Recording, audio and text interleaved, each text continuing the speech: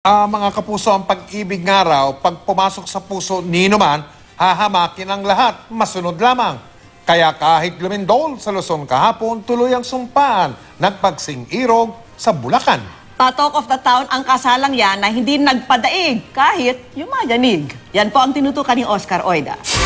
Ang kadalasang malapit sa puso. Taimtim na inaalayan ng dasal sa harap ng altar, sina Lindon Domingo at Vivian Arejola sa kanilang kasal sa Malolos, Bulacan kahapon. Pero ang seremonya nabulabog ng unti-unting pagyanig ng paligid. Kitang-kitang pag-ugoy ng ilang dekorasyon at equipment sa loob ng venue.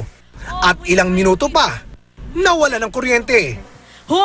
Batid ang takot ni Lindon at Vivian, pati ng mga taong dumalo sa kasal. Father, we thank you.